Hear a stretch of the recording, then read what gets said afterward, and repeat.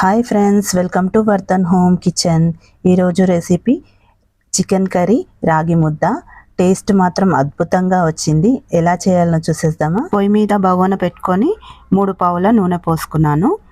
నూనె కొద్దిగా వేడెక్కిన తర్వాత గరం మసాలా వేసుకోవాలి.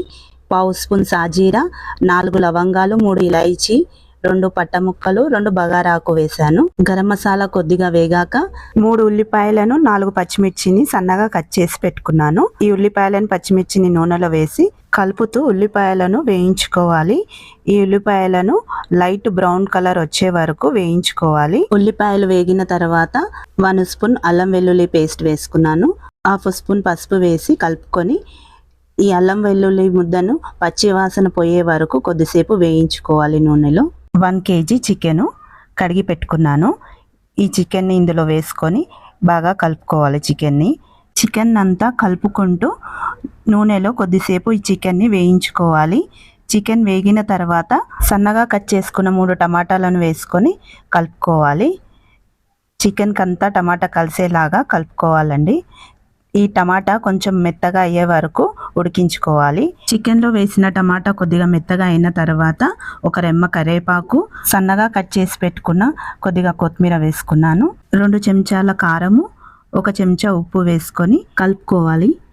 ఉప్పు కారం చికెన్కి అంతా పట్టేలాగా కలుపుకోవాలి. రాగి సంకటి చేస్తున్నానని చికెన్లో ఉప్పు కొద్దిగా తక్కువగా వేసుకున్నాను. రాగి సంకట్లో కూడా ఉప్పు వేసి చేస్తాం కనుక చికెన్లో కొద్దిగా తక్కువగా వేసుకున్నాను.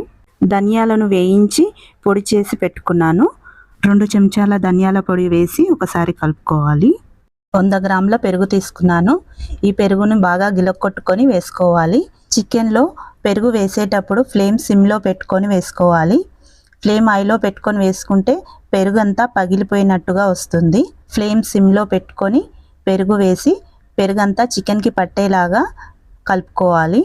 పెరుగునంతా మసాలాతో కలిసేలాగా కలుపుకోవాలి.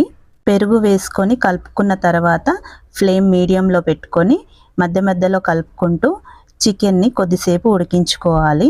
2 నిమిషాల వరకు ఉడికించుకోవాలి. చికెన్ పైన నూనె తేలాక నీళ్లు పోసాను. 1 గ్లాస్ సగం నీళ్లు పోసుకొని కలుపుకోవాలి. గ్రేవీ ఎక్కువగా కావాలంటే కొద్దిగా నీళ్ళు ఎక్కువగా పోసుకోండి. చికెన్ గ్రేవీ కొద్దిగా చిక్కగా ఉంటేనే టేస్ట్ చాలా బాగుంటుంది. చికెన్ మూత పెట్టి 10 నుంచి 15 నిమిషాల వరకు ఉడికించుకోవాలి. మధ్య మధ్యలో మూత తీస్తూ కలుపుతూ ఉడికించాలి. చికెన్లో నీళ్లు పోయకముందు కొద్దిసేపు చికెన్ ఉడికింది కనుక ఇప్పుడు తొందరగానే ఉడికిపోతుంది. చికెన్ ఉడికిందా లేదా అని ఒకసారి చూసుకోవాలి. చికెన్ మెత్తగా ఉడికిపోయిందండి.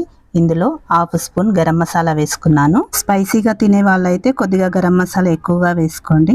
గరం మసాలా వేసి 2 నిమిషాల వరకు ఈ చికెన్ని ఉడికించుకున్నాను. సన్నగా కట్ చేసుకున్న కొత్తిమీర వేసుకొని ఒకసారి కలుపుకోవాలి. చికెన్ కర్రీ రెసిపీ నచ్చితే లైక్ చేయండి, షేర్ చేయండి, సబ్స్క్రైబ్ చేసుకోండి. చికెన్ కర్రీ రెడీ అయిపోయింది. చికెన్ కర్రీలో గ్రేవీ ఎంత బాగా వచ్చిందో చూడండి. టేస్ట్ కూడా ఈ చికెన్ కర్రీది చాలా బాగా వచ్చిందండి. చికెన్ కర్రీతో తినడానికి రాగి ముద్దని రెడీ చేసుకుందాము. 1 గ్లాసు రాగి పిండి తీసుకున్నాను. 2 గ్లాసుల నీళ్లు తీసుకున్నాను. 1 గ్లాస్ రాగి పిండికి 2 గ్లాసుల నీళ్లు కరెక్ట్గా సరిపోతాయండి. 1 గ్లాస్ రాగి పిండి తీసుకున్నాం కదా, అందులో నుంచే 1.5 స్పూన్ రాగి పిండిని గిన్నెలో వేసుకొని 1/2 గ్లాస్ నీళ్లు పోసుకొని కలుపుకోవాలి. ఉండలేమీ లేకుండా కలుపుకోవాలి. చూడండి, ఈ విధంగా ఉండలేమీ లేకుండా పల్చగా కలుపుకోవాలి. అడుగు మందంగా ఉండే గిన్నె తీసుకోవాలి. నేను కడాయి తీసుకున్నాను. 2 గ్లాసుల నీళ్ళు తీసుకున్నాం కదా, మిగిలిన నీళ్ళనన్నిటిని కడాయిలో పోసుకున్నాను. నీళ్లు కొద్దిగా వేడెక్కిన తర్వాత 1/2 స్పూన్ ఉప్పు, 1/2 స్పూన్ నెయ్యి వేసుకున్నాను. వెయిట్ లాస్ అవ్వాలనుకునే వాళ్ళు నెయ్యి వేయకుండా చేసుకోండి. నెయ్యి వేయకుండా చేసుకున్నా కూడా బాగుంటుంది. నెయ్యి వేస్తే ఇంకా బాగుంటుంది. కలిపి పెట్టుకున్న రాగి పిండిని నీళ్ళలో వేసుకోవాలి. కలుపుకోవాలి. కొద్దిసేపటికే ఈ రాగి పిండి జావలాగా తయారవుతుంది. చూడండి, ఇలా జావలాగా అయిన తర్వాత ఫ్లేమ్ సిమ్లో పెట్టుకొని మిగిలిన రాగి పిండినంతా వేసుకున్నాను. రాగి పిండినంతా జావ పైన ఇలా చల్లినట్టుగా వేసుకోవాలి. రాగి పిండినంతా గరిటెతో రౌండ్గా ఇట్లా తిప్పుకుంటూ ఉండలు లేకుండా కలుపుకోవాలి. వెడల్పుగా ఉండే గరిటెతో కలపడం చాలా ఈజీగా అవుతుంది. రాగి పిండి జావలాగా అయిన తర్వాత రాగి పిండి వేసుకొని కలుపుకుంటే రాగి సంకటి ఉండలు లేకుండా వస్తుంది. ఇందులో రైస్ వేయడం లేదు కనుక షుగర్ ఉన్న వాళ్ళు కూడా హాయిగా తినొచ్చు. రాగి పిండినంతా ఈవెన్గా చేసి మూత పెట్టి 5 నిమిషాల వరకు సిమ్లో ఉడికించుకోవాలండి. మాడిపోకుండా మధ్య మధ్యలో గమనిస్తూ ఉండాలి. ఈ కొలతలతో చేశారంటే రాగి సంకటి చల్లగా అయిన తర్వాత కూడా గట్టిగా అయిపోకుండా చాలా స్మూత్గా ఉంటుంది. రాగి సంకటి 5 నిమిషాల్లోనే ఉడికిపోయింది. స్టవ్ ఆఫ్ చేసేసి మూత పెట్టి 5 నిమిషాలు పక్కకు పెట్టుకున్న తర్వాత గిన్నెకు కొద్దిగా నెయ్యి రుద్దుకొని రాగి సంకటిని గిన్నెలో వేసుకోవాలి. గిన్నెని రౌండ్గా తిప్పుకుంటూ ముద్దలా చేసుకోవాలి.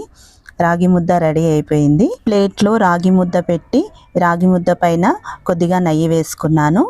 రెడీ చేసి పెట్టుకున్న చికెన్ కర్రీ కూడా రాగి ముద్ద పైన వేసుకున్నాను. చూస్తుంటేనే నోరు ఊరిపోతుంది కదా. రాగి సంకటి కోడి కూర టేస్ట్ అద్భుతంగా వచ్చిందండి. ఈ రెసిపీ మీకు నచ్చితే లైక్ చేయండి, షేర్ చేయండి, సబ్స్క్రైబ్ చేసుకోండి.